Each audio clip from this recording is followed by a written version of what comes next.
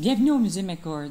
Et vraiment, merci de me donner l'occasion de présenter mes expositions McGill College parce que pour moi, c'est un vrai plaisir je me fais ce plaisir de les revisiter, de les revoir et puis de réfléchir à ces expositions-là comme un tout, comme un ensemble. Parce qu'on est Zoé le disait, c'est la 14e exposition. Est-ce que, en passant, vous êtes allé la voir sur McGill? OK. Alors, c'est bien la 14e exposition. Et on va voir tout de suite ici. Bon, du genre. Depuis 2006, je suis arrivée, moi, en 2006, il y avait déjà une exposition qui était installée, c'est l'exposition Transactions. Je vais vous en parler parce que c'est l'exposition inaugurale.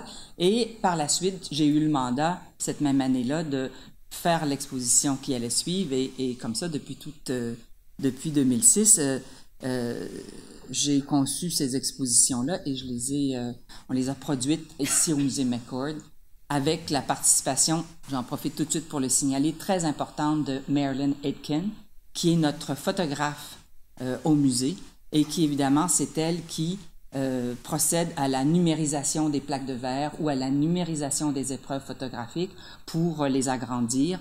Et son travail, et parfois elle reconstitue des plaques de verre. Il y a des plaques qui sont cassées, qui sont brisées, et puis Marilyn complète les images. Je travaille conjointement avec elle, puis j'apprécie beaucoup tout ses commentaires sur son regard sur les photographies dans ma sélection. Elle n'est pas ici en ce moment, elle est en voyage, mais je pense qu'elle serait autrement avec nous. Alors, vous voyez, les expos McGill College, le dispositif est assez simple et même un peu banal, hein, ce qui fait que c'est une exposition qui est toujours un peu humble, c'est-à-dire que c'est une série de panneaux qui sont sur la rue et de structures qui appartiennent au Musée McCord. C'est nous qui les avons fait faire et de chaque côté, il y a des panneaux sur lesquels on peut faire des photographies. Il y a des contraintes à ce type de dispositif-là, c'est-à-dire que c'est toujours linéaire. Ça doit se lire dans les deux sens. Hein? Il n'y a pas un début, il y a une fin. On voit, parce que c'est situé entre deux artères importantes, alors il faut pouvoir commencer l'exposition par chaque extrémité. Et puis, il y a la disposition des panneaux fait en sorte que le spectateur, le visiteur, se trouve toujours entre deux panneaux. Alors, il y a la notion de duo s'impose presque physiquement, en fait. Qu'on le veuille ou non, depuis le début, je suis soucieuse de faire que les photographies qui vont entourer un visiteur aient une certaine relation. Alors ça a déterminé l'organisation de certaines expositions. Une autre chose qui peut vous intéresser, c'est que normalement, on n'a pas le droit de faire des expositions dans la rue comme ça. La Ville de Montréal ne permet pas que on fasse spontanément, un organisme décide de s'installer dans la rue, même s'il y a la place et ce serait parfait. Il faut toujours demander une dérogation à la Ville de Montréal. Alors, à chaque année, le Musée McCord doit aller rencontrer les responsables de l'arrondissement Ville-Marie et redemander la permission à chaque année et présenter son projet. Alors, c'est vraiment quelque chose qui... présenter le projet et... les critères de la ville se sont précisés, se sont comme accentués depuis le début. Au début, on nous demandait simplement de donner une idée générale de ce qu'on voulait faire. Maintenant, c'est très précis. Il faut que j'arrive avec un mini PowerPoint de l'expo que je veux présenter. Et on est très soucieux l'arrondissement, les gens qui représentent l'arrondissement Ville-Marie sont soucieux de l'aspect communautaire de l'exposition. On nous demande comment les gens qui habitent l'arrondissement vont être en relation avec cette exposition-là. Est-ce que ça va leur apporter quelque chose? Alors, il y a vraiment eu on est forcé de prendre cette considération-là en compte. Ça va aussi avec un intérêt du musée pour développer son attitude citoyenne, c'est-à-dire la relation avec les Montréalais, et puis aussi un accent sur l'histoire de Montréal. Alors, tout ça converge, et ça a quand même déterminé les dernières expositions qui ont été faites. Voilà. Alors, vous voyez, ça, c'est une des expositions au début qui était située entre la rue Sainte-Catherine et la rue de Maisonneuve. Et à ce moment-là, l'exposition était très longue. Il y avait 30 structures, donc la possibilité de montrer jusqu'à peu près 60 ou plutôt 58 photographies parce que les premiers panneaux sont souvent des panneaux qui se répètent. Et là, je vais reprendre avec vous, vous donner un aperçu général de toute la série qui, bien que ce ne soit pas évident pour le visiteur, mais c'est une série qui est organisée en 4 trios thématiques. Alors, la première série, je vais les reprendre avec vous avec des illustrations. Transaction, configuration, inspiration. Ce sont toutes des séries où on présente la collection Notman en rapport avec un autre aspect. Ça a été, par exemple, avec les autres collections du musée ou avec d'autres photographes. Transaction, c'était avec les photographes des années 70. Inspiration, c'était avec les jeunes photographes qui étaient diplômés de la maîtrise en photographie à Concordia. Ensuite, le deuxième trio porte sur des procédés de visionnement de la photographie ou des modalités de visionnement de la photographie. En 2009, bon, ça a été surtout... Bon, je reprendrai, plutôt que de me répéter, je vais passer à travers le programme et ensuite, on va les revoir en détail. Le troisième trio consistait à mettre en valeur des photographes qui sont dans la collection et qui ont fait de la photographie sur Montréal et qui sont, à mon avis, des photographes d'une très grande valeur. Très, très intéressants. Les corpus sont très, très intéressants. Anderson, Harry Sutcliffe et Marvin, et toujours une évolution vers le passé, vers la période actuelle. Bien, plus ou moins actuelle quand même. Marvin est décédé, mais c'est le Montréal des années 70. Et la dernière série, et c'est une série un peu sur le quotidien des Montréalais, mais à travers la photographie vernaculaire. Là, Notman n'a pas la priorité. J'ai cherché, c'est des photographies qui ont été trouvées dans les albums photographiques, par exemple, ou dans les petites collections de photos vernaculaires qui nous sont données par différentes personnes. Et l'accent est mis sur la vie quotidienne, le loisir et le travail. Et on pourra ensuite aborder quel est l'avenir des expositions McGill College. Et vous voyez qu'en bleu, il y a eu intercalé dans la longue série 2 expositions hors série qui ont été déterminées, dictées par des événements majeurs, importants, qui se sont produits à Montréal. En 2013, c'était le passage de la commission Vérité et Réconciliation à Montréal. Cette commission qui a siégé dans plusieurs villes du Canada. En 2013, c'était à Montréal. Il y avait cet événement que vous connaissez sans doute, là, où tous les gens des Autochtones pouvaient venir parler de leur histoire au Palais des Congrès. C'était ouvert, puis c'était un flot continu d'histoires personnelles qui étaient racontées. Alors nous, on a fait notre exposition et c'est la seule fois où il y a eu une collaboration avec une institution une autre institution. Je reviendrai là-dessus. Et l'autre hors-série, ça a été à l'occasion du cinquantenaire, le 50 ans de l'Expo 67. Et on s'est inscrit dans la Marche pour la paix, qui avait été un programme qui a été développé, ou un ensemble de manifestations qui étaient développées par le Musée des Beaux-Arts de Montréal, où ils montraient de la photographie dans la rue Sherbrooke, photographie justement un peu pour parler du village global. Et nous, on avait la position avec notre expo McGill College, on était la fin de cette promenade-là et on a montré les photographies de Jean-Louis Freund. Encore là, c'est une série de diapositives, d'à peu près 1400 diapositives qu'on a dans la collection que Jean-Louis Freund a fait sur l'expo.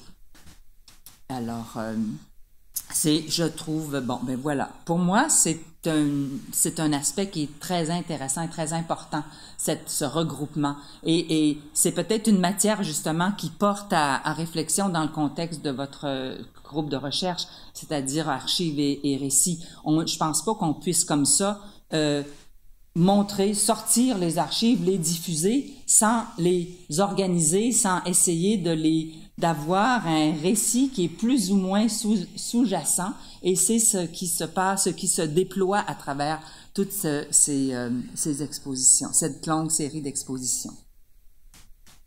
La première exposition Transaction, c'était inaugurée par une idée originale de Victoria Dickinson, qui était alors la directrice du musée McCord. Ça, c'est le panneau d'introduction. Et c'était ça s'inscrit dans ce qu'on a appelé a Business Year at the McCord. Il y avait durant cette année-là, il y avait plusieurs activités qui tendaient à mettre en valeur Montréal comme une place des affaires, où voulait mettre l'accent sur cet aspect-là. D'où le terme transaction.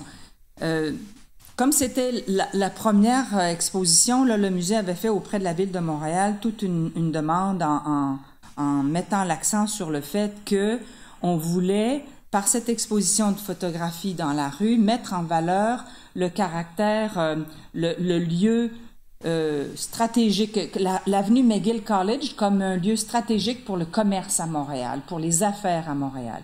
Il y avait eu lieu, quand je vous disais, c'est une année des Business Year at the McCord, cette exposition-là allait de pair avec un colloque qui s'intitulait Trading Place, qui avait eu lieu à l'automne et qui était en collaboration avec l'université Carleton et qui portait sur justement le développement des affaires au Canada, principalement à Montréal et à Toronto. Un des partenaires était TSX, la Bourse de Toronto. Et il y avait également cette année-là, à la fin, ça a ouvert sur le 100e anniversaire de l'école des hautes études les HEC, les hautes études commerciales, l'école des hautes études commerciales. Alors, c'est pour ça que ça s'est appelé transaction. Hein? C'est transaction dans le sens de toutes sortes d'échanges et a priori des échanges commerciaux. Le concept a été confié à une firme extérieure à Montréal, et là, extérieure au musée McCord, mais la production et le choix des photographies, je pense, qui a été partagé, mais le design et la production a été fait au musée McCord. Là, l'idée, ça a été sur chacun sur les panneaux, c'était des duos qui se faisaient face à face. Là, moi, je les ai mis ensemble, mais c'est pour qu'on comprenne plus vite, mais c'était 2 panneaux indépendants. On voyait une photographie Notman et un autre objet de la collection, parce que vous savez que le musée McCord a 5 collections. Une collection d'art décoratif, culture matérielle, collection de costumes, mode et textile, collection d'archives textuelles et collection d'art ethnologique, toute la collection des cultures autochtones, et aussi une collection de peintures, dessins et estampes.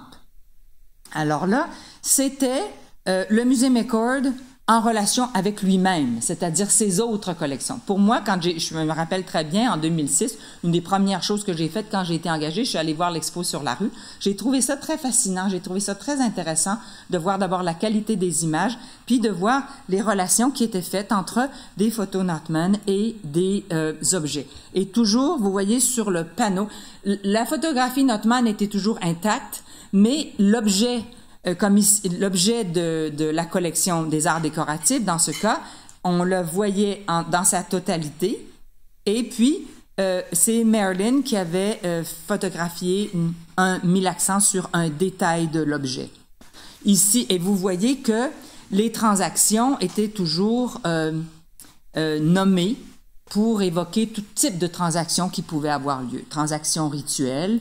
Ici, c'était transaction transatlantique. L'objet, c'est une petite tabatière. C'est un objet qui est tout petit, une petite tabatière qui est en forme de globe terrestre et qui évoque les voyages intercontinentaux. Et ça, c'était transaction. Voilà un détail qui avait pu être fait par Marilyn. Et là, c'est là que j'ai commencé à faire les expos. Et ce qui m'a intéressé tout de suite, c'était de mettre Notman en relation avec je ne sais pas si la prochaine image va le montrer, oui, de mettre des images de Notman en relation avec les photographes québécois des années 80 que je connaissais bien parce que j'arrivais, moi, avec cette formation et ce background. Et je dois dire que c'était des photographes qui étaient très peu connus au musée McCord. Ça faisait 15 ans que le musée n'avait pas de conservateur.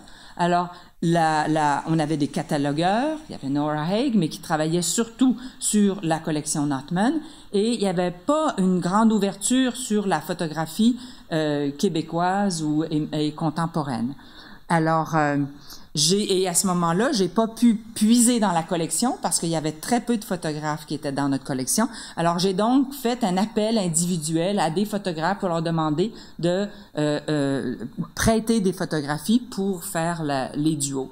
Et là, je vous rappelle qu'on était encore avec 30, il y avait eu 30 duos à peu près, donc ça faisait beaucoup de travail à faire, de contact, mais c'était très intéressant et pour moi, c'était aussi un signal donné à la communauté des photographes montréalais, comme quoi le musée McCord s'intéressait à eux puis qu'il allait dorénavant avoir des interactions possibles. Et on avait gardé ici le thème d'un mot de duo qui se décline à partir de différents termes, comme ici c'était la famille. Vous avez une photo Notman.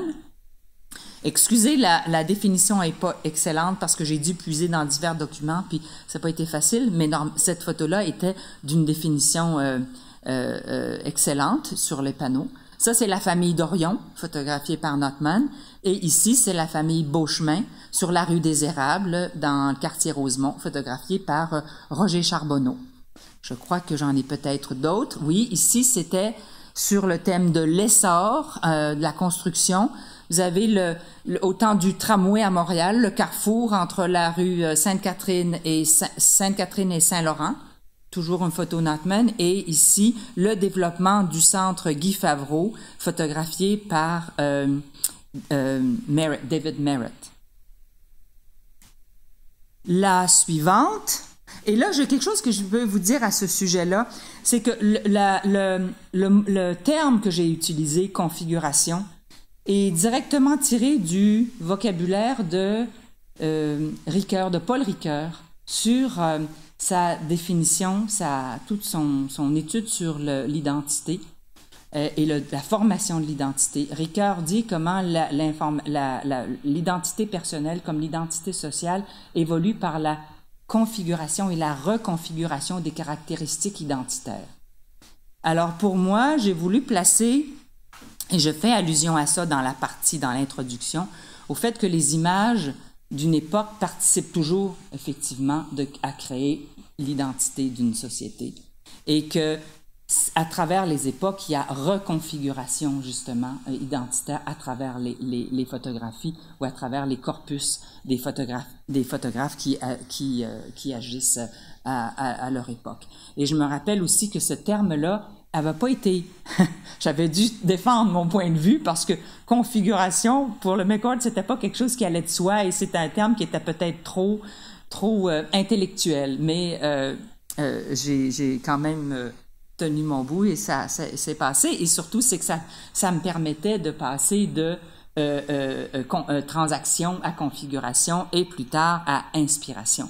Ça, c'est une exposition. À ce moment-là, j'ai pensé mettre Notman en relation avec la création actuelle.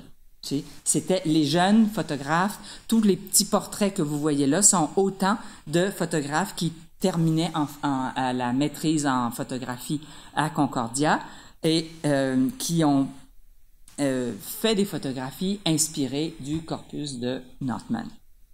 Les combinaisons se sont faites à la fois par eux et par moi, parce que parfois, ils me proposaient, chaque photographe, la façon dont ça s'est fait. J'ai travaillé avec Marissa Portolese à ce moment-là, et Marissa a convoqué une quarantaine d'étudiants qui sont venus ici dans cette salle-là, et je leur ai fait une présentation des archives Notman, et j'avais choisi des photographies que je pensais de nature à inspirer des jeunes photographes. Et eux m'ont envoyé des portfolios en rapport avec des images. Et parfois, ils m'ont envoyé leur portfolio en général et j'ai trouvé que dans leur portfolio, il y avait des images qui correspondaient plus à Notman que celles qu'ils avaient voulu faire bien consciemment. Alors, je me suis un peu permis de jouer d'aller chercher des images qui n'étaient pas nécessairement celles qu'ils auraient voulu apparier avec Notman. J'ai eu beaucoup de plaisir à faire ça. C'est une très belle exposition, à mon avis. Et vous allez, par exemple, ici, mais là, c'était pas toujours Notman. Je l'ai mis sciemment pour me rappeler ça. Ici, c'est Roper, un photographe qui était dans la collection. Mais parce que justement, les étudiants m'ont aussi amené à revoir le corpus des photos qu'on avait dans la collection. Par exemple, Shannon Lucky, qui avait proposé cette photo-là, j'ai trouvé que c'était un écho très intéressant avec celle-ci. Puis j'ai joué beaucoup, là, il y a comme ici, vous voyez qu'il y a comme un inversement des rôles un peu, tu sais. C'est un homme qui est dans une position très maternelle, je dirais, ou très plus féminine que les stéréotypes le veulent, alors qu'ici, c'est une femme, mais qui est dans un rôle qui est plus neutre. C'est du point de vue du genre. Un autre duo, là, c'est Notman et Aidin Matlabi. C'est un peu sur le thème de la sororité, en fait, hein? Parce que ça, c'est Madame, on va dire McInnes, mais je me rappelle plus de son nom, avec ses filles qui sont des sœurs. Alors voilà, il y a comme un trio de femmes ensemble, mais là, alors en opposition à ça, je trouvais qu'il y avait un clash qui était intéressant, et cette photo de Matlabi me plaît beaucoup. Et encore ici, Darren L. est un photographe anonyme, deux représentations de la famille. Et ici, ben oui, on est dans le contexte des nouveaux arrivants, des gens qui s'installent dans une maison qui n'est pas encore tout à fait la leur. C'est ce qui intéressait Darren à ce moment-là. Et j'en ai peut-être une autre, oui. J'en ai mis plusieurs parce que cette expo-là, je la regarderai entièrement avec vous parce qu'elle m'intéresse beaucoup. Ça, c'était une photo Notman qui est prise en studio où, justement, c'est très typique de Notman de créer des scènes un peu... des scènes d'hiver, des scènes qui se voudraient à l'extérieur, mais de les faire dans son studio. Monsieur McNabb, entouré de ses trophées de chasse. Et ici, Zoé Yuriti s'est fait un collage, a recomposé une image pour aller avec celle-ci. Voilà. Et donc ça, c'était les trois premières expositions. Et dans le plan du musée McCord, quand on a fait la demande de dérogation pour transaction, il y avait déjà un plan triennal qui était proposé. Il y avait eu une entente avec les commissaires, avec des commanditaires qui étaient Alcan, Cascade et Rio Tinto. Ces trois commissaires-là s'engageaient à supporter l'exposition dans l'avenue McGill College pendant 3 ans. Alors, c'était déjà... Alors là, il y avait un premier trio qui était fait. Il y a eu un questionnement, une espèce de bilan qui s'est fait après ces 3 années-là. Et ça nous a permis de constater, entre autres, comment l'affluence de l'achalandage, la fréquentation de la rue McGill College avait augmenté, était passée avec l'expo sur l'inspiration jusqu'à plus d'1 million. Ça, ces données-là, elles proviennent de sondages que l'on fait. On engage une firme qui fait un sondage tous les ans sur l'expo McGill College, c'est-à-dire qu'ils se pointent là et ils comptent le nombre de gens, ils font des échantillons, et ils comptent le nombre de gens qui s'arrêtent devant, pas seulement les passants, là, mais ceux qui s'arrêtent devant les structures et qui vont lire, ils prennent le temps de lire. On leur pose aussi énormément de questions sur est-ce qu'ils savent où se situe le musée McCord, qui sont les commanditaires. Bon, ça, c'est toutes des sortes de choses qui permettent à l'équipe des communications de parfaire leur plan, mais on leur demande aussi des questions comme s'ils ont préféré les photographies noir et blanc, la couleur. Puis, au fil des années, on a compris que les gens aiment beaucoup le noir et blanc, ils en redemandent. Ils aiment les photos historiques. Ça, c'est la photo, c'est les passants, c'est les gens dans la rue, là, ils aiment des photos qui racontent l'histoire et les anciennes photos, et ils veulent de l'information. Il est arrivé que dans certaines expositions, par exemple, comme dans Transaction, il y avait juste un titre qui était donné sous la photo. Ou par exemple, dans Inspiration, je crois aussi qu'il y avait juste un titre. Mais dans Configuration, j'avais un peu expliqué le contexte. Il y avait un petit paragraphe qui donnait un contexte à la photographie. Et ça, les gens en redemandent. C'est pour ça que vous avez pu constater l'exposition d'aujourd'hui, il y a un long texte. qu'on considère un long texte pour un panneau. Mais ça, c'est quelque chose qui est demandé, puis je pense que ça fait partie vraiment de cette idée de diffuser l'histoire. Parce que les gens se demandent, entre autres, tu sais, surtout une photo historique, qu'est-ce que ça dit, qu'est-ce que je vois, dans quel contexte. Alors, on se fait un devoir de faire de la recherche à chaque fois et de transmettre cette recherche-là dans les textes. Et la seconde, le second trio, dont j'ai parlé brièvement en vous disant que c'était sur des modalités de vision, a été peut-être le trio le plus complexe à réaliser en termes de production. Principalement celle-ci, une image 2 yeux 3D, ça portait sur la stéréographie. On a voulu mettre la collection de stéréographie qui était encore... qui avait besoin de recherche, c'est ce que Marjolaine est en train de faire en ce moment, et plonger dans cette collection-là. Mais déjà là, c'est une collection qui m'intéressait. Et c'était donc un défi de partir, comment mettre en valeur les cartes stéréo. Vous voyez, bon, là, vous voyez le dispositif. Une chose que je dois dire aussi, c'est que si je reviens aux 3, là, il y a un changement dans le nombre des panneaux. On n'est plus à 50, on n'est plus à 30 structures, mais on est seulement à 13 structures. Et l'exposition s'est déplacée vers le nord. L'exposition est, à partir de ce moment-là, l'exposition se trouve entre, comme vous l'avez vu aujourd'hui, là, entre Président Kennedy et Maisonneuve. Et ça, c'est dû au fait qu'on a eu des plaintes de la part des commerçants du Montréal Trust, entre autres, le Style Exchange. Ils se sont, je le nomme, là, mais ils sont fait des plaintes que l'exposition nuisait à leur vitrine. Ils prétendaient que les gens s'intéressaient plus aux photographies qu'aux vitrines des magasins. Puis pourtant, eux, ils ont presque pas de vitrine. Puis bon, mais la deuxième année, on avait enlevé un panneau à configuration. On avait enlevé un panneau en face de leur vitrine. Et l'année d'après, la plainte a été maintenue. Alors, on a déplacé nos pénates, puis on l'a situé plus en haut et on a réduit. Là, vous voyez, je les avais comptés. Vous voyez vraiment de 1 à 13 panneaux. C'est l'envergure de l'exposition à ce moment-là, et c'est resté comme ça depuis. Donc, il y avait eu comme après les 3 premières, c'était comme un tournant. Puis il y a aussi un article qui a été publié dans CV Photo par Johanna Misgala, qui a écrit sur, je pense que c'était Negotiating the Street, quand le musée McCord se négocie sa place dans la rue. Mais elle avait, c'est pas très critique, c'est surtout descriptif à mon avis.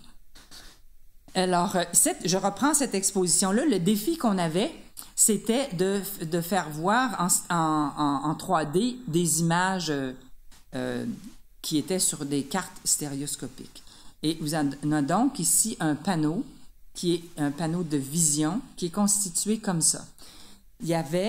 On reproduisait la carte stéréo, c'était plus net, mais je veux surtout insister, il y avait comme ça 3 bandes pour les enfants, les moyens et les grandes personnes, qui étaient des acétates de couleur rouge et verte. Le visiteur pouvait se placer devant cet acétate et voir en face de lui, de l'autre côté, une image, l'image de la carte stéréo, mais qui avait été reproduite en procédé anaglyphe. C'est-à-dire, au lieu d'être légèrement décalées comme on les voit sur les cartes, elles étaient de 2 couleurs différentes et 2 couleurs différentes superposées. Puis, les 2 lunettes permettaient qu'on voit en vert d'un œil et en rouge de l'autre. La binocularité se reproduisait et l'effet 3D se faisait. Alors là, ça, c'est Marilyn qui a conçu ça. Donc, c'était sur le plan, je veux dire, toute la technicalité là, de partir des photographies comme ça, de la stéréo, et de la transmettre en une image comme celle-là, c'est sur le plan technologique, sur le plan technique, ça n'a pas été facile, et surtout d'en faire de très grands agrandissements. Ça, c'est une autre des photographies, c'est une vue de Québec, c'est l'escalier Casse-Cou, et ça se prêtait très bien à de la vision en 3D parce qu'il y a plusieurs plans. Mais donc, l'exposition était, voici le schéma de l'installation. C'est-à-dire qu'on avait toujours un panneau qui permettait de regarder dans un sens ou de l'autre, le panneau de vision avec les bandes d'acétate, et il y avait des panneaux qui avaient des images anaglyphes de part et d'autre. Alors, il y avait une séquence comme ça. C'est beaucoup l'exposition qui nous a demandé de penser à notre affaire, hein, parce que c'était pas évident. Alors, et à la fin de cette année, Victoria Dickinson a quitté le musée McCord. La directrice qui était à l'origine, elle a quitté le musée. Et on a été une année sans directeur de musée. C'était une direction intérim qui était assumée par Nicole Vallière. Et évidemment, tout était tenu un peu, c'est pas un moratoire, mais les activités du musée ont été au ralenti pendant cette année-là. Et Nicole Vallière a pris sur elle de représenter une expo qui avait déjà été faite. Plutôt que de créer une nouvelle exposition pour McGill College, elle m'a proposé de remettre sur la rue une exposition qui a eu beaucoup de succès, qui s'intitulait D'après Notman, After Notman. C'était un travail de rephotographie exécuté par Andrzej Maciejewski, un photographe torontois qui fait une photographie techniquement de très, très grande qualité et qui était fasciné par les images de Notman, et il a développé un projet qui consistait à refotographier les scènes ou les vues prises par Notman, mais exactement du même point de vue. D'abord, c'était un travail pour lui de choisir les photographies où il pouvait se réinstaller exactement à la même place que Notman et utiliser des focales qui lui permettaient d'avoir un point de vue similaire. Il a fait ça à l'occasion du millénaire, pour l'année 2000. Alors, un peu avant 2000, il a tout fait son travail et ça a été présenté.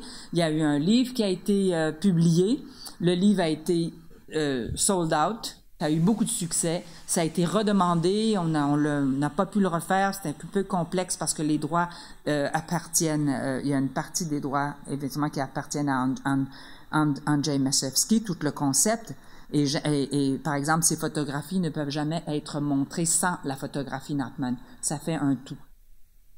Et je vous montre comment c'était présenté. Bien là, sur le panneau, vous voyez ici, on avait ajouté, on avait voulu identifier à partir d'un plan de Montréal où se trouvaient tous les endroits que Notman avait photographiés et que Maciejewski avait repris sur ce plan ici. Puis on avait ajouté aussi 6 photographies qui étaient ailleurs dans la ville, mais autour du musée McCord, comme sur la rue Sherbrooke, qui montraient des vues de Notman autour du musée McCord. Vous voyez, ça se présentait comme ça, c'est-à-dire que la photo Notman et la prise de vue de Maciejewski de l'Hôtel de Ville de Montréal. Et pour ajouter quelque chose de nouveau, on avait traité ces 2 photographies-là avec des images lenticulaires. Vous savez, ces espèces de grilles avec des petites images en forme de loupe qui permettent de voir une image d'un côté puis une image de l'autre. De sorte que, en marchant devant le panneau, on voyait, je m'éloigne de mon micro, mais on voyait d'abord l'image ancienne et en avançant, on voyait l'image de Montréal. C'était un ajout qu'on avait voulu apporter à cette exposition-là, qui, pour moi, est en dehors un peu de ma série, mais que j'avais accepté parce qu'elle était dans cette idée de visionnement. Tu sais, parce que quand même, il y a une histoire de la rephotographie, hein, vous le savez. Alors, présenter Maciejewski, c'est aussi réfléchir aux procédés photographiques qui évoluent à travers le temps. Et la 3e de cette série-là, Morceaux choisis, Pieces of Pictures,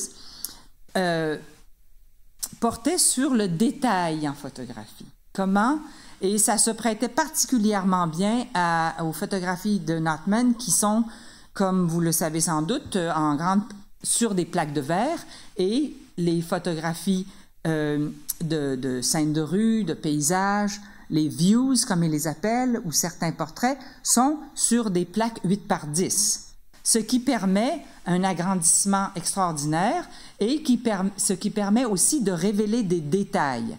Et cette idée de morceau choisi, c'est une idée originale de Stanley Triggs, le premier conservateur qui a beaucoup travaillé à faire connaître Notman, puis qui a écrit sa biographie, qui a fait beaucoup de recherches sur Notman, qui a écrit plusieurs livres à ce sujet. Il avait déjà fait une mini-exposition à l'intérieur du musée où il montrait des photos Notman et des détails. Mais moi, c'est une idée que je trouvais très, très intéressante. Je l'ai poursuivie.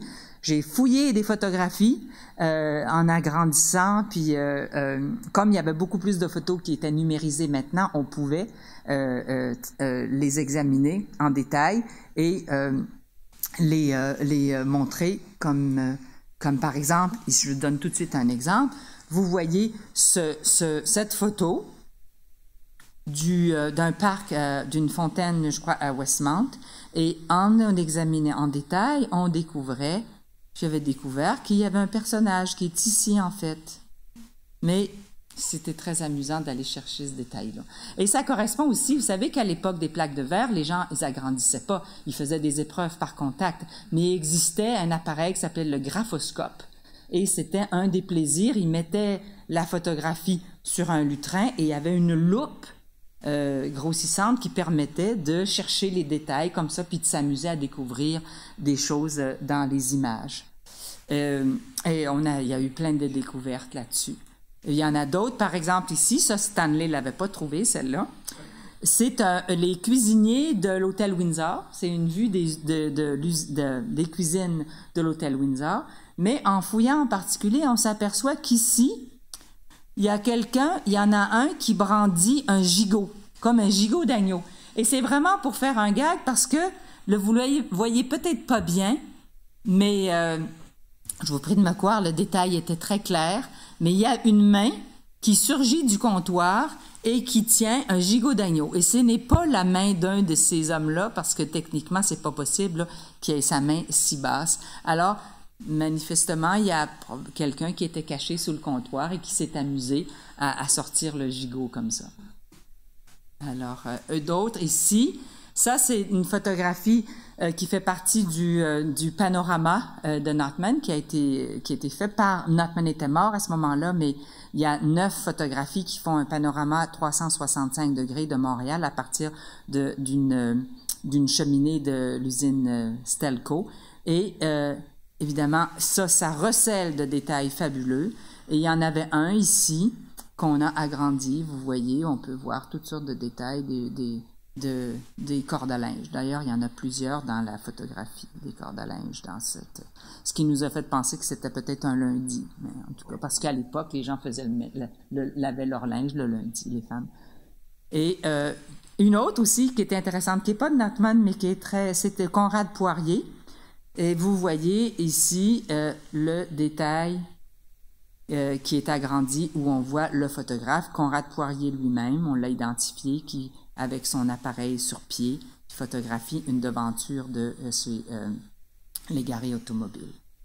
Alors ça termine la série sur des aspects plus techniques de la photographie. Il est venu ensuite trois expositions consacrées à des photographes du musée qui sont dans la collection, mais je pense qu'ils font partie vraiment de l'histoire de la photo, qui ont leur place dans l'histoire de la photographie québécoise. À commencer par Alexander Henderson, qui est un contemporain de William Notman, mais qui n'a jamais travaillé pour Notman, mais qui a un parcours semblable parce qu'il est arrivé d'Écosse en 1956 comme lui, mais rapidement, Henderson s'est intéressé à la photographie de paysage. Il a fait des photographies magnifiques, avec un œil très sensible, très poétique, très artistique. Je vous montre d'autres photographies. Vous voyez ici, ça c'est le Saint-Laurent au printemps. Et un autre ici, ça c'est une photographie du labyrinthe de glace qu'il y avait sur la place d'Armes. J'aime beaucoup cette photographie pour les plans successifs qui s'entremêlent. Et on a le projet de faire de consacrer une exposition entièrement à Alexander Henderson. bientôt. Le second photographe qui, lui, ah non, ça, c'est l'intervalle. L'intervalle, à ce moment-là, j'ai interrompu la séquence pour faire cette exposition qui porte sur Devoir des mémoires sur les pensionnats autochtones. Encore là, ça, c'est une expo dont on pourrait parler assez longuement parce qu'elle s'inscrit dans tout le mouvement d'autochtonisation du musée, la prise de conscience qui s'est accentuée avec la commission Vérité et Réconciliation. Ça, c'est la commission qui nous a contactés, quelqu'un de la commission qui nous a contactés pour demander si on ne ferait pas un projet ensemble. Il y a eu, ça a soulevé de la discussion au sein du musée, mais finalement, moi, j'étais convaincue que c'était quelque chose qu'il fallait faire. Alors, l'idée était de présenter des photographies des pensionnats autochtones à travers le Canada et de partager les photographies entre des centres, le Bibliothèque et Archives Canada, certaines photographies que la commission avait recueillies parce que la commission Vérité et Réconciliation avait fait sa recherche dans différents centres photographiques, centres historiques à travers le Canada pour recueillir les photographies. Et nous, au Musée McCord, nous en avons quelques-unes, assez spectaculaires, comme celle-ci, par exemple, encore qui a été faite par Notman en 1903. Et d'autres photographies qui étaient des acquisitions assez récentes, notamment les albums de Alice Dunn, qui est une jeune Montréalaise qui est allée en Colombie-Britannique pour enseigner dans les pensionnats et qui a fait ses propres albums photos. Mais c'est des albums très touchants parce qu'elle avait une attitude très amicale et très chaleureuse avec ses élèves et elle faisait des photographies en les identifiant chacun, en mettant leur nom et en donnant leur nation. Et ça, c'est pas des documents qu'on trouve beaucoup. Alors, on les a montrés. J'ai d'autres.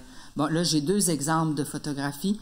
Celle était Notman, et ça, c'est une photographie là d'une école à Lebret, en Saskatchewan, où on voit les familles qui campaient aux abords de l'école résidentielle pour pouvoir voir leurs enfants de temps en temps.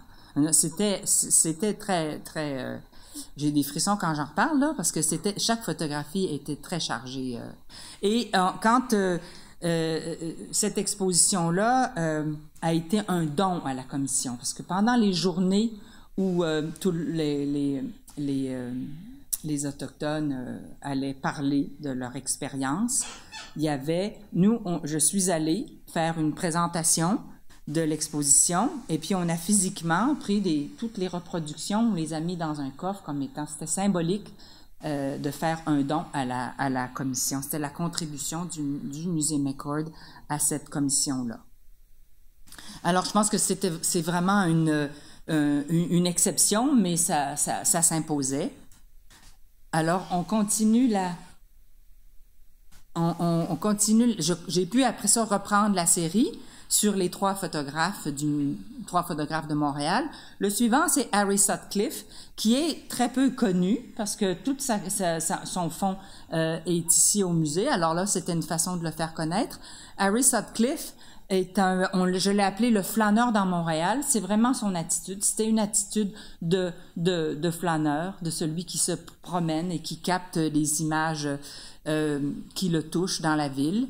Ça, c'était deux panneaux. Vous voyez, ça, c'est le panneau quand on faisait face. Et puis, de l'autre côté, on avait la présentation du photographe lui-même avec un texte qui le présentait. Et on a certaines de ces photographies ici. Ça, évidemment, ça, c'est sa fille, parce que j'ai pu l'identifier. Et c'est l'horloge. Et les photographies d'Harry Sutcliffe étaient des cartes postales. Sutcliffe, il gagnait sa vie en faisant des cartes postales. Alors, c'est des cartes postales de Montréal, des cartes postales photographiques. Et ça, c'est le chalet du Mont-Royal à l'époque où c'était un café, où c'était une terrasse. Et puis, il est question en ce moment qu'on refasse ça à nouveau, que ça redevienne une terrasse. Mais c'est une façon aussi de redécouvrir Montréal des années 30 à 40. Ensuite, on a mis l'accent, on a présenté le photographe David Marvin, qui est, à mon avis, un photographe formidable, qui, lui aussi, à sa manière, était un flâneur dans Montréal, avec un point de vue différent de celui. Lui, il cherchait pas à faire des cartes postales, mais c'était vraiment son univers à lui. Il vivait dans la rue pendant certaines années. Marvin était un sans-abri qui vivait dans la rue. Alors, il avait un point de vue particulier. Et on a appelé ça chronique de rue. Le designer a vraiment voulu reprendre un peu les panneaux de la signalisation des noms de rue. Et voici quelques-unes de ces photographies. Ou encore ici. Photographie magnifique. Et qui portent la plupart sur le centre-sud, sur Griffintown, sur cette partie de Montréal des années 70, surtout 70 et 80. Ben non, il est mort 75, mais 60 et 70. Et c'est sa veuve qui a donné au Musée McCord tous ses négatifs. Et depuis cette exposition-là, c'est un photographe qui est beaucoup en demande. On fait des études, on le reproduit ces images dans des études sur Griffintown. Et la dernière série qui, comme je vous disais, a été constituée à partir des photographies qu'on trouve dans les albums, la photographie vernaculaire. Et là, on s'est dit, ben peut-être qu'on va aller... Et là, on savait que les gens aimaient les photographies historiques parce que les photos, de façon un peu... Ben moi, autant ça peut me passionner de voir les photographies de Sutcliffe, de Marvin, c'est pas les photographies qui ont été les plus appréciées. Parce que des photographies qui étaient présentées un peu sous forme de galerie, comme ça, en succession, une séquence de photographies avec un titre, très peu de commentaires. Il semble que les gens préfèrent les photographies dans lesquelles ils se projettent, soit leur histoire ou leur propre... la ville dans laquelle ils vivent et puis où on raconte quelque chose, on dit quelque chose à propos de la photo. Alors là, ça a été l'occasion de se plonger dans les albums où on trouvait des tas de choses vraiment. Les albums, vous le savez sans doute, là, ça recèle des choses extrêmement intéressantes et touchantes de la part des gens qui ont fait les photos. Puis surtout, très souvent, ce sont des photos anonymes, hein, parce que c'est pas écrit qui a fait la photo, mais... c'est souvent on attribue ça à celui qui nous a donné l'album. Et puis, c'est la vie quotidienne du passé, mais qui est tout aussi vivante que la nôtre. C'est ça qui est frappant. Alors, on a extrait des photographies, comme vous voyez celle-ci. Ça, c'est une Gilberte Christin, aux éboulements. Puis, j'y pense maintenant, mais j'aurais pu mettre la photographie de la grand-mère c'est ta grand-mère, la grand-mère de ton arrière. Oui. Oui, c'est ça, parce que c'était son amie.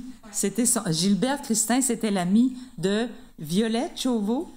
Yvette Chauveau, qui est l'arrière-grand-mère de Stéphanie. Et ça, c'est marrant parce que Stéphanie se lève sur la rue, puis elle a reconnu, c'est comme ça que ça s'est passé. Ouais. Tu as reconnu ta grand-mère, et puis elle me dit « Hey, ma grand-mère est dans l'exposition-là. » Alors là, ça a permis de documenter, d'aller plus loin, parce que nous, on ne savait pas qui était cette personne-là.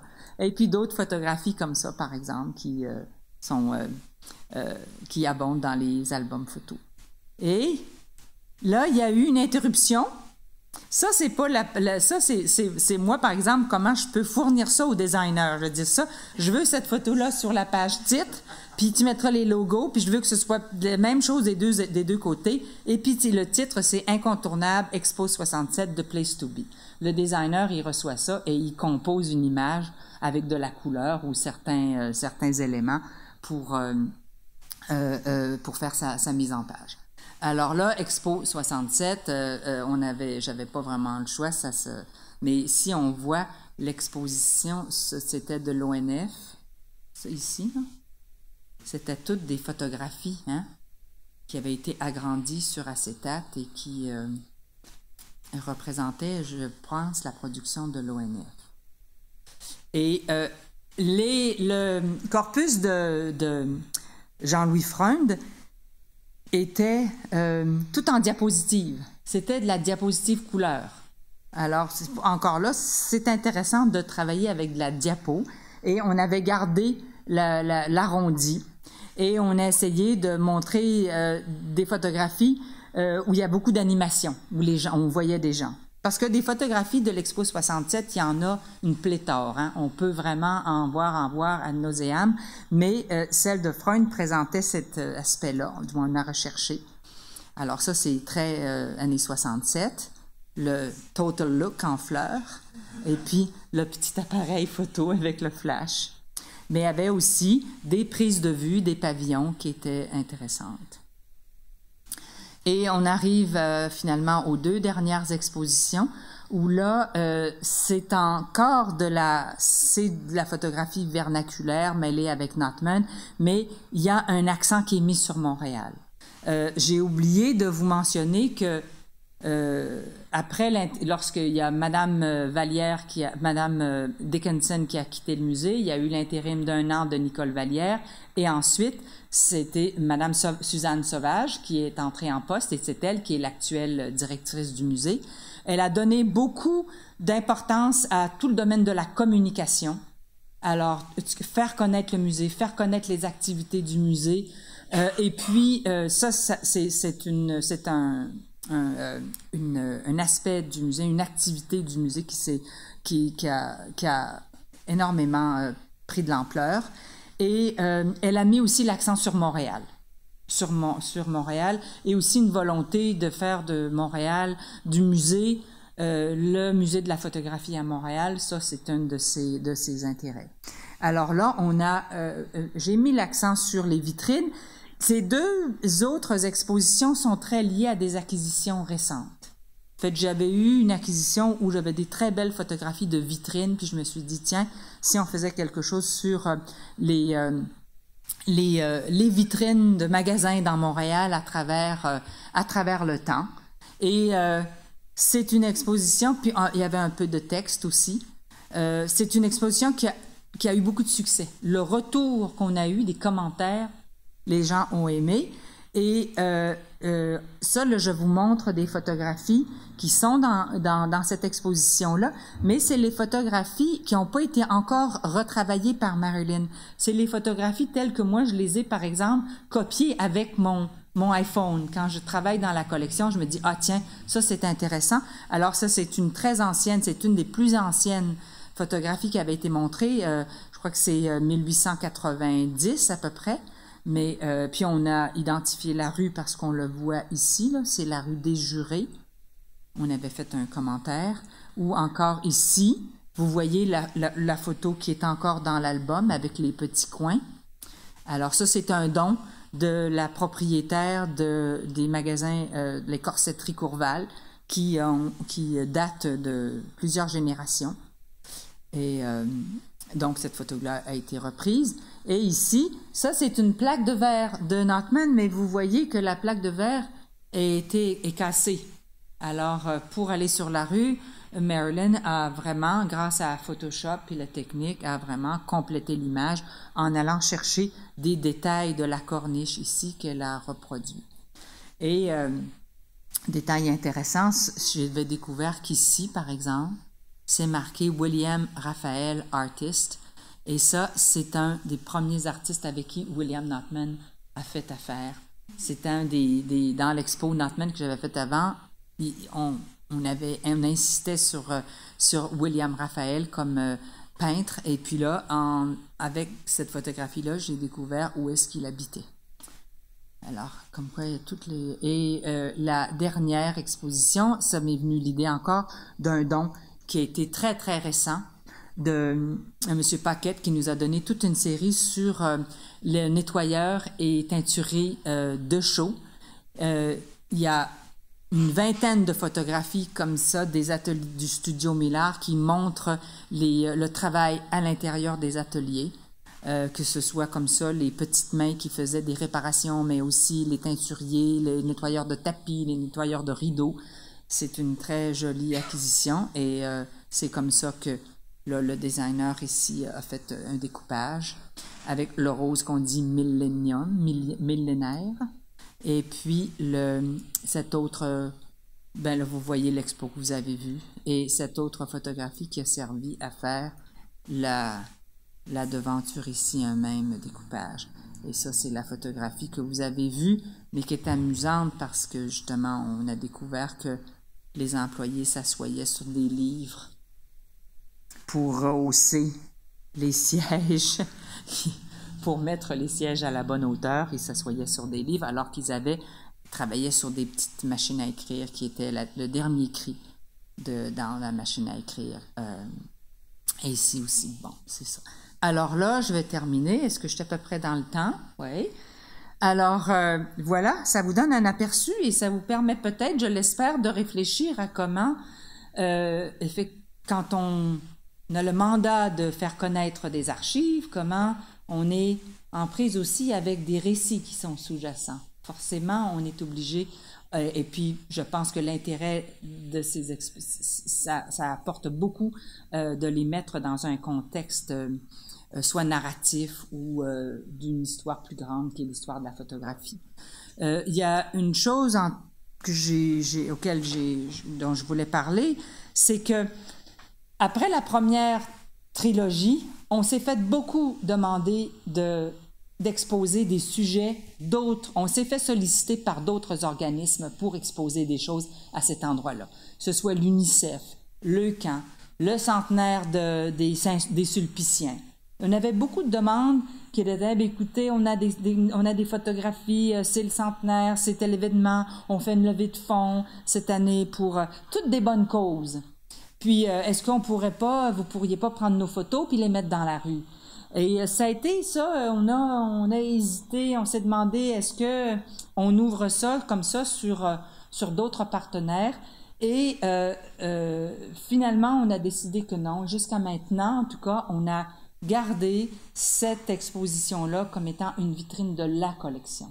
Puis, je pense que ça a été une bonne décision parce que on aurait ouvert la porte à beaucoup de diversité qui nous aurait peut-être rendu les choses difficiles. Parce que pourquoi le centenaire des Sulpiciens, puis pas le centenaire de la brasserie de bière de telle chose ou une entreprise, tous les autres types d'entreprises, bon, tout ça. Alors, on s'est dit, puis en plus, étant une vitrine du Musée McCord à travers le temps, de la collection, c'est vraiment quelque chose qui se déploie et puis qui peut-être à la longue, je l'espère, finit par un peu marquer les esprits, puis les gens finissent par identifier découvrir la richesse de la collection. Maintenant, on se demande quel est l'avenir pour 2020. À ce stade-ci, je n'ai pas d'idée sur la prochaine exposition. C'est probablement Zoé, qui est maintenant conservatrice adjointe ici au Musée McCord, qui va prendre le relais. Mais la question se pose aussi, peut-être qu'on est en suspens parce que l'avenue McGill College va changer.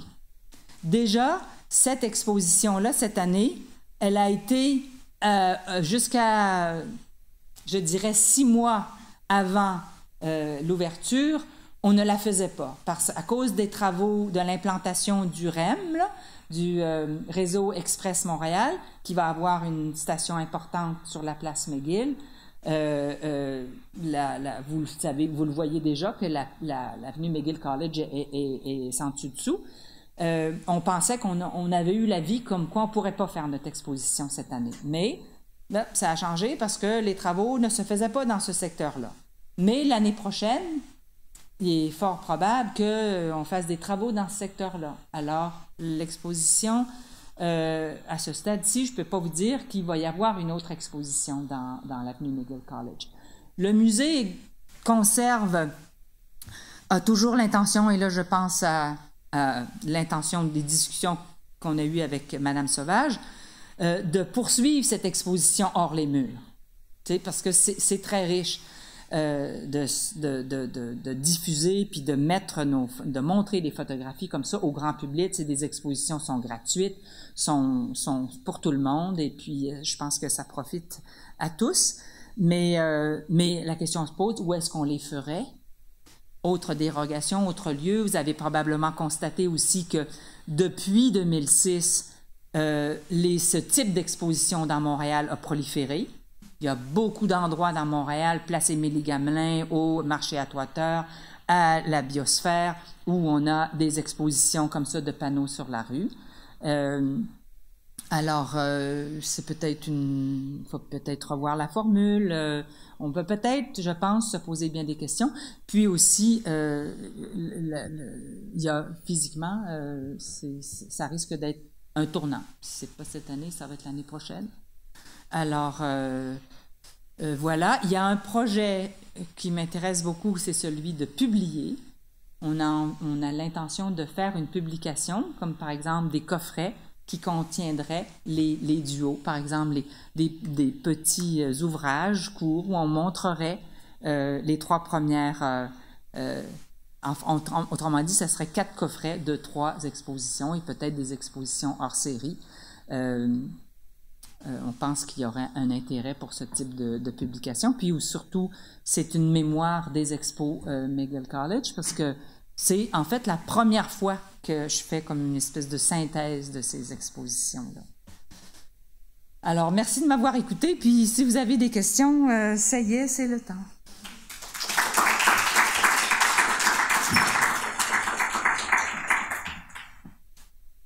Oui. Et peut-être pas seulement des questions, mais votre conversation entre vous sur ce que ça suscite. Merci beaucoup, Hélène. Je vais peut-être partir la discussion, si ça avec peut-être juste mettre l'emphase sur le fait que ce qui est intéressant aussi avec cette série d'expositions-là, c'est que c'est en fait une des principales façons que le musée a de diffuser sa collection de photographies. Donc peut-être, si on pense aux expositions qui ont été présentées depuis 2006, il y a régulièrement des expositions de photographie au musée, mais une grande proportion d'entre elles sont composées d'images de d'autres collections ou souvent c'est des collaborations avec des artistes, donc eux nous amènent leurs images. Donc, il y a eu l'exposition Knockman, il y en a d'autres exemples. Mais en fait, de façon aussi constante et régulière, les expositions sur McGill College, c'est une façon de diffuser la collection en tant que telle du musée McCord. Et donc, c'est des expositions dans la rue, à l'extérieur du musée même. Oui. Donc, je ne sais pas si tu peux commenter un peu là-dessus, sur ce genre de... Oui, ce que tu dis est tout à fait juste et ça va dans le sens aussi, il y a ça va dans l'idée, l'objectif du musée, justement, de se faire connaître, de sortir. Ça, c'est extrêmement important là, dans je dirais, la nouvelle muséologie ou la conception des musées, de sortir, d'aller en mur, d'aller chercher les gens, de les atteindre. Je pense que McGill College est une façon, tu l'as dit.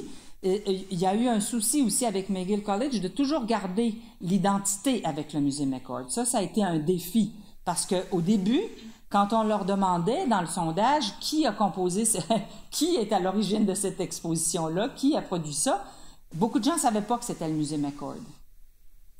C'était comme ça, quelque chose qui avait pop dans la rue, qui était sorti. Alors, on a travaillé avec les logos, avec parfois des parcours, pour vraiment associer McCord et cette exposition-là. On met toujours dans le musée une grande banderole, une bannière qui incite les gens qui viennent au musée à prolonger leur visite en allant dans la rue. Donc, ce lien-là n'est pas évident, même si pour nous, il paraît... nous qui avons fait les expositions, c'est clair, c'est notre expo qui est dans la rue, mais pour les passants, c'est pas le cas du tout. Alors, il y a ce lien qui est... Puis, c'est pas vrai, les gens aiment lire, mais ils lisent pas tous. Tu sais, c'est pas tous les gens qui lisent, parfois ils traversent, alors ils peuvent traverser cette exposition-là sans vraiment comprendre d'où elle vient, quelle a été... Alors, ça, c'est important de faire ça, de créer ce lien-là, et je pense qu'il faut continuer à le faire, là. Et puis, il y a évidemment le web aussi, le site web du musée McCord qui est dans lequel il y a à peu près 80 000 photographies qui sont numérisées. Ça aussi, c'est une autre vitrine du musée qui est très importante, sur laquelle on a été comme à l'avant-garde de ça. Dans les années 90, on avait déjà des photographies qui étaient sur notre site. Mais là, maintenant, on le renouvelle parce que c'est devenu tellement, ça s'est tellement développé qu'on renouvelle notre site puis on essaie de créer que ce soit plus attrayant et plus facile. Il y a un autre élément aussi qu'on a développé à partir des expositions dans la rue pour accentuer ce lien puis faire connaître nos expos, c'est qu'on a greffé des circuits, des circuits dans la ville qu'on peut faire avec une application sur son téléphone. On est invité, par exemple, vous avez vu, il y a des QR codes parfois là, sur les panneaux. Ça permet de télécharger une application qui renvoie à des photographies à travers des photographies qui permettent aux visiteurs de faire un circuit dans la ville de Montréal en suivant cette application-là. Puis il y a des pastilles là, à différents endroits dans la ville, on se place là, on regarde la scène, et puis sur le iPhone ou le téléphone, on a la photographie ancienne. Ça, c'est un autre, on essaie toujours d'élargir, puis de trouver des moyens comme ça, d'aller chercher, puis de sortir du musée. Moi, je serais curieuse de savoir s'il y a des solutions techniques que vous avez développées pour l'expo sur la rue McGill ou des façons de réfléchir au montage de cette exposition-là qui ont influencé par la suite ce que tu as fait dans le musée. Bien, certainement. Ouais, c'est une bonne question. Puis c'est une question, à la fait, là, que tu m'amènes à réfléchir là-dessus right now, tu sais. C'est ça. C'est ça. Non, mais c'est bon. C'est certain que sur le plan technique, il y a toujours ce jeu des agrandissements qui, ça, est un enjeu. Et c'est un avantage qu'on a ici avec la collection des plaques de verre, là. On l'a, par exemple, exploité. Par exemple, Marilyn a pu développer la technologie ou l'habilité à numériser les plaques de verre et à les rendre tout en gardant le côté ancien, mais en même temps en les équilibrant, là, tu sais. Elle fait pas des photographies nouvelles de ces photos-là, mais on les a utilisées dans d'autres expositions. Simplement Montréal, on a pu faire des toiles de fond, tout ça. Mais dans nos expositions intramuros, je dirais, moi, je suis pas très favorable à la reproduction. Je préfère toujours aller chercher les originaux. Comme par exemple dans Notman, ça a été un défi. Mais c'est certain que dans Notman aussi, dans l'expo Notman, ceux qui l'ont vu, cette exposition-là a été très enrichie par les reproductions. Donc là, oui, il y a un échange, je veux dire, il y a un transfert de connaissances d'un apprentissage à un autre, tu sais, je veux dire, de ce qu'on a appris à faire sur McGill College. La stéréoscopie, c'est sûr qu'on joue avec ça parce que aussi dans l'expo Notman, on a développé encore là une autre façon. C'est un peu encore, c'est pas anaglyphe, mais c'est plutôt les images polarisantes. Avec un verre polarisant, on peut voir des images qui sont un peu comme des vectographes, là, qui sont combinés ensemble par un logiciel en particulier. Les thèmes, là, c'est pas sur la technique, mais il y a des échanges qui se font sur les thèmes de la photographie. C'est sûr, comme Henderson, n'ayant pas les moyens de faire une grande exposition Henderson à ce moment-là, ben on en a fait une sur la rue qui est un peu comme un précurseur et qui donne goût aux gens, qui met dans le public, qui lance ce nom sur la rue pour qu'ensuite il y ait une réception peut-être plus grande quand on va faire l'exposition. C'est la même chose pour les deux autres photographes. Voilà, je pense que c'est peut-être à ça que... Mais c'est cette notion de reproduction qui est modulée quand on est à l'extérieur ou à l'intérieur du musée. Par rapport aux reproductions, je me demandais, parce que en fait, j'ai pas vu, je me souviens pas d'avoir observé le détail quand j'ai regardé les expositions les années antérieures, mais là, comme il fallait la regarder puis réfléchir, j'ai remarqué qu'il n'y avait pas les dimensions des œuvres, je me demandais si c'était un choix les dimensions originales. Si c'était un choix conscient ou c'était parce que ça intéressait pas les gens ou comment vous en étiez venu à décider de mettre ou pas mettre ce genre d'informations-là. Ben, c'est un très bon point que tu relèves. Et puis effectivement, c'est qu'on n'aimait pas les dimensions. Oui.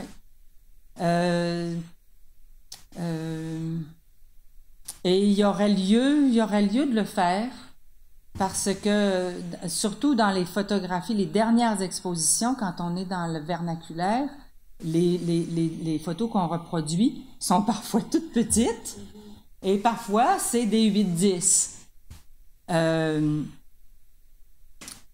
Voilà, ouais, mais c'est noté, Marjolaine, c'est peut-être... Non, mais c'est vrai que c'est un tournant une habitude qu'on a prise et de pas les mettre et peut-être aussi parce que là je reviens sur la réflexion, c'est que il y a un moment donné on se pose beaucoup de questions sur l'abondance des informations à mettre, hein? Puis on ne veut pas surcharger les panneaux et surcharger les étiquettes, mais des dimensions, c'est pas très gros. Ça pourrait... mais Sauf que les dimensions, c'est une référence à l'objet, oui. à la matérialité de l'objet. Oui. Ça garde le lien. Oui, c'est ça. Mais toi, c'est peut-être quelque chose qui, dans les prochaines expositions, on peut peut-être penser faire, mettre la... Juste pour rebondir là-dessus, je me demande si c'est pas une tendance dans le monde de la photographie, peut-être à Montréal, mais peut-être en général.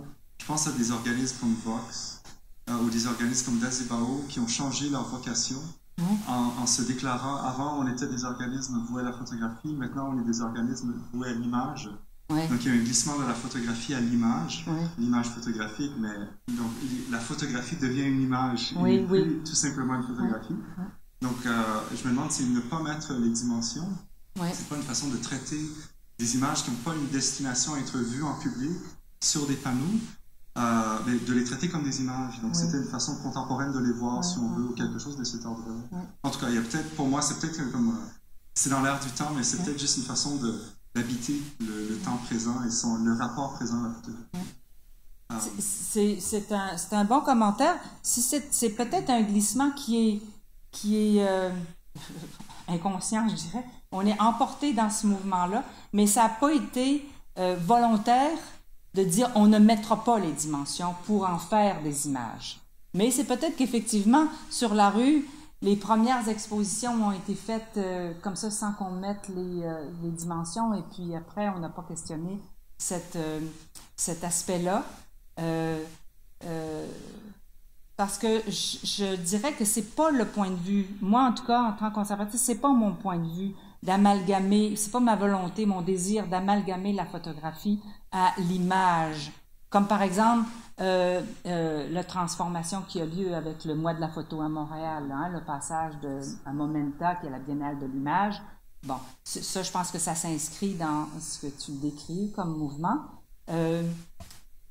Moi, j'ai pas j'ai pas cette intention-là. Je voudrais pas que on perde de vue la pratique photographique et les contraintes des procédés photographiques. Alors, je pense que mettre les dimensions, mettre les procédés, c'est quelque chose qui a sa place et qui devrait la garder. Richard? J'avais en fait plusieurs questions, mais tu as parlé de cette question des récits qui sont fondamentaux, je pense, dans l'élaboration de cette exposition hors des murs du musée. Et tu as mentionné qu'il y avait comme 3 instances là, qui interviennent dans ces récits-là d'une certaine façon. Je pense qu'elle a entendu parler. Oh oui, je te viens d'entendre. Oui, Marjolaine. Oui, Marjolaine. Oui, donc il y a cette espèce de négociation qui se fait et qui implique la conservatrice, qui implique l'administration et qui implique aussi la ville. Oui. Et, je suis un peu curieux de voir, est-ce que ces rondes de négociation, elles sont porteuses ou elles viennent contraindre la liberté de la conservatrice? Oui, oui. Je te dirais que c'est peut-être plus qu'une contrainte. C'est plus contraignant, mais souvent les contraintes nous forcent à être créatifs, là, puis à rentrer dans... mais il y a eu des comme par exemple la négociation avec de négocier la rue avec les marchands. Ça a été quelque chose qui a été un peu... difficile à vivre, un peu désagréable, parce qu'il y a eu une opposition, puis on a réduit. Mais je pense qu'au bout du compte, on s'est retiré dans une zone qui est un peu comme un petit parc, puis il y a beaucoup d'unité dans l'exposition et le lieu où il se trouve. Ça, c'en est un, mais la contrainte là, qui se joue... Il y a aussi une négociation qui se fait à l'intérieur du musée, hein, entre des intérêts, par exemple, en communication. Qu'est-ce que c'est qui va intéresser le grand public? Qu'est-ce qui est très accessible? Et aussi, qu'est-ce qui va intéresser les commanditaires? Parce que ça nous prend de l'argent pour faire ces expos-là. On a besoin de levée de fonds, on a besoin. Alors là, et puis... McGill College, le fait justement que McGill College se répète aussi souvent, que ça fait 16 ans, parfois il y a des commanditaires qui disent, ben, regarde, on aimerait mieux donner de l'argent pour quelque chose de complètement nouveau, pour un autre type. Alors ça nous contraint, nous, un peu à offrir quelque chose qui vraiment se renouvelle. Et puis, il y a avec la ville. Et là, ça, je le mentionnais brièvement. Là, maintenant, l'arrondissement Ville-Marie, on est en compétition parce que quand on va présenter, faut dire aussi qu'on demande une subvention à l'arrondissement Ville-Marie. Ils font, non seulement ils nous donnent la permission d'être sur la rue, mais au début, on n'était pas en compétition. On leur avait juste demandé une permission, ils nous l'ont octroyée. Avec le temps, ils ont développé un programme et là, il y a plusieurs organismes qui proposent des choses, peut-être sur la rue, mais qui proposent des choses dans l'arrondissement Ville-Marie. Et l'arrondissement donne des sommes d'argent pour supporter ces projets-là. Alors, quand on va présenter notre projet, c'est pas juste une exposition hors les murs, d'accord, oui, c'est le fun. C'est qu'est-ce que c'est que vous allez montrer et est-ce que ça profite à l'arrondissement? Et c'est sûrement pas étranger au fait, justement, qu'on mette les lieux de travail. Puis même que dans mon introduction, j'ai marqué que ces photographies-là, qui sont toutes situées dans l'arrondissement Ville-Marie. J'ai choisi des lieux de travail qui étaient tous dans cet arrondissement-là. Je peux aller, par exemple, à Dorval ou ou à Laval ou à Terrebonne. Ou, j'ai vraiment cherché, j'ai éliminé des photographies qui étaient en dehors de l'arrondissement Ville-Marie pour pouvoir dire qu'on constate que les forces vives du travail se trouvait au cœur de Montréal, ce qui est vrai, là, je ne vais pas détourner, mais tu vois comment on doit négocier. Eux, ils nous demandent que ça contribue ça apporte quelque chose aux habitants de l'arrondissement Ville-Marie. Nous, on doit concevoir le travail dans notre exposition dans ce sens-là.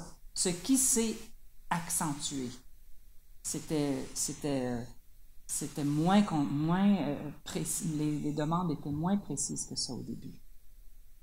Alors, oui, on n'expose pas hors des murs si facilement que ça, je pourrais dire.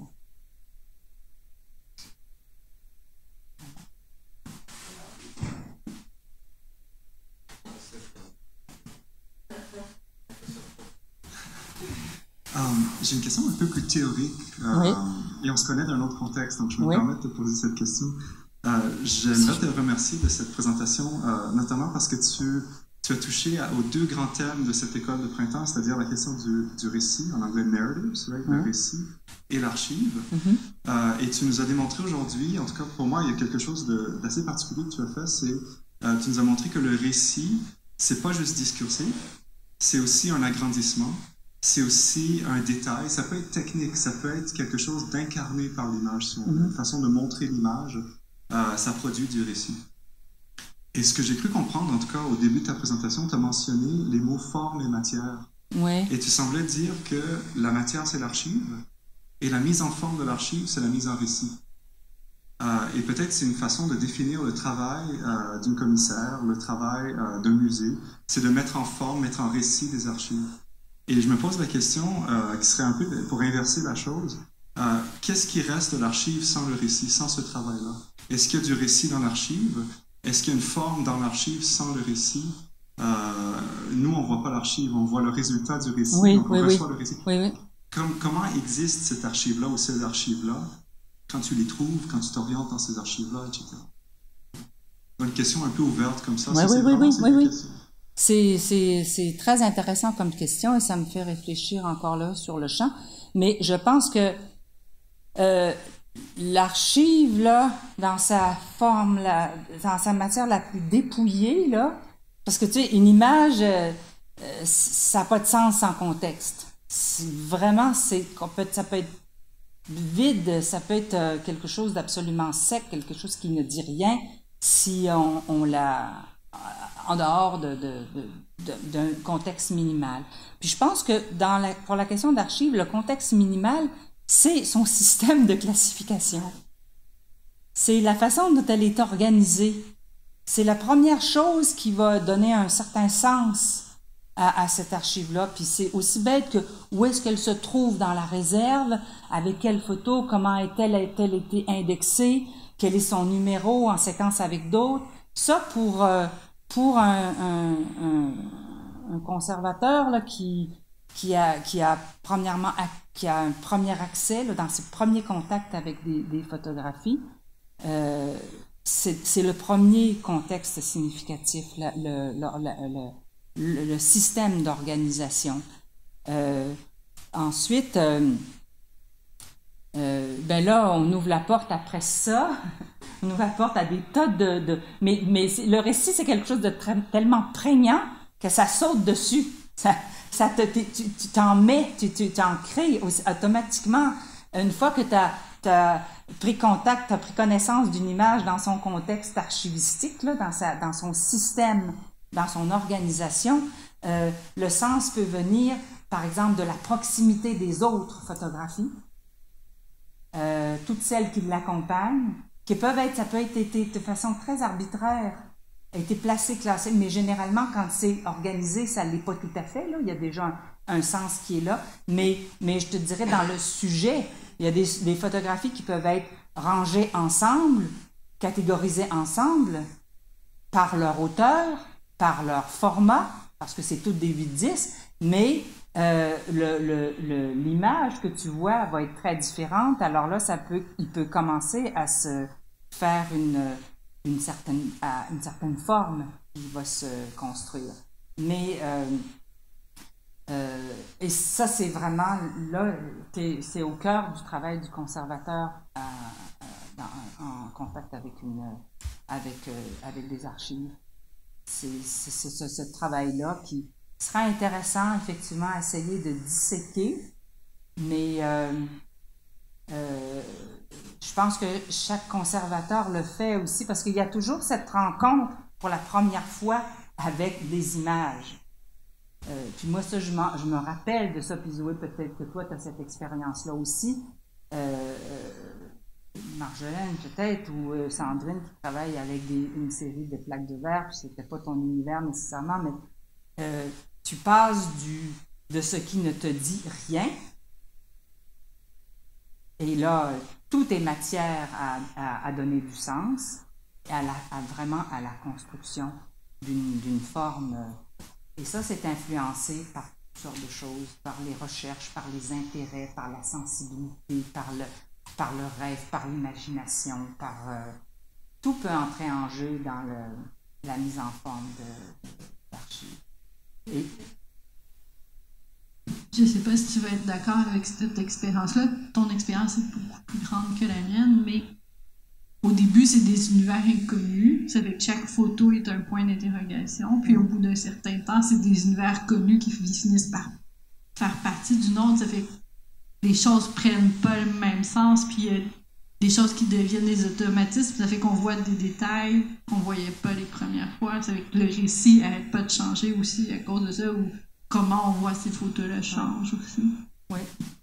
Absolument, on peut. Puis ce que tu dis a un côté un peu négatif, c'est-à-dire il faut se faire attention parce qu'on peut tomber dans des ornières, dans des patterns d'interprétation de photographie, dans des réflexes, parce que justement, quand tu as beaucoup travaillé certains types de photos, tu projettes, tu as des présupposés, tu as que tu vas plaquer sur d'autres photographies. Là, je pense que ce qui est intéressant pour contrer ça, c'est l'interaction entre plusieurs personnes. Les regards croisés sur des photographies, ou sur des archives. Ça peut être très riche parce que ça vient justement peut-être déséquilibrer parfois les conservateurs. Puis les conservateurs sont souvent pendant des années dans leur collection. Hein, c'est des postes où les gens restent longtemps.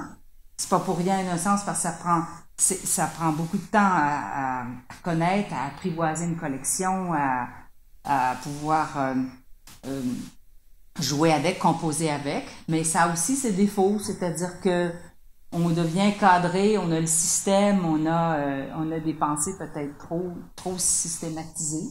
Et c'est bien de faire intervenir. C'est pour ça que nous, on a développé une des façons de débranler ça, c'est de faire intervenir des artistes. Le programme Artistes en résidence, souvent, est une façon de venir bouleverser des patterns, des modèles de vision qu'on a. Puis, très concrètement, ça le fait. Je me rappelle de la première fois que Louise Jacob, c'est un peu comme le premier artiste en résidence qu'on a eu, mais c'était aussi un artiste qui faisait partie du mois de la photo, qui avait été choisi par Anne-Marie Minatz, mais il avait puis moi j'étais un peu à mes débuts aussi, mais il était travaillé pendant un certain temps dans les archives photo. Ben, il avait choisi plein d'affaires qui n'étaient pas dans la collection. Des enveloppes brunes, des choses qui avaient été comme rejetées, des objets qui étaient là dans la réserve, mais qui n'étaient pas catalogués avec des numéros et tout. Pour lui, ça lui parlait, alors c'est une façon de venir déséquilibrer ça. Puis, oui, voilà, c'est ça. Je ne veux pas trop m'éloigner de ta question, Eduardo, et c'est intellectuellement, on sépare, on fait la division intellectuelle entre matière et forme, mais dans le ressenti, dans l'épreuve, dans l'expérience de la photographie, c'est intimement lié. Mais et le processus échappe à celui qui le vit. Mais c'est excellent d'en faire. Vous êtes là pour en faire l'analyse, pour me faire réfléchir là-dessus. Ça, c'est bon. Ce qui est intéressant à noter aussi, c'est que l'artiste qui va faire partie du Momenta, à l'automne, qui va avoir une exposition record, c'est Célia Perrin-Sidarus. Et elle travaille sur la collection. Encore une fois, c'est comme si elle était résidente. Oui, c'est vrai. Mais en particulier sur les systèmes d'indexation. Ça l'intéresse comment les objets, les photos sont archivés. Le titre de son exposition, c'est l'archiviste. Oui. Donc, elle aussi regarde vraiment la mise en réserve des objets, pas seulement les photos, mais des objets futurs matériels, tout ça. Donc, d'ailleurs, la thématique, c'est la vie des choses de Momenta. Oui, c'est vrai, tu as bien raison, j'y pensais pas, là, mais quand je disais que j'avais cette impression que la première forme qu'ont les archives, c'est leur système de classification, c'est exactement là-dessus que Célia travaille. Elle voit ça comme un genre de poésie. Oui, de poésie, c'est ça. Merci beaucoup, Hélène. Merci de votre attention. Merci beaucoup. Puis les questions vont me faire réfléchir.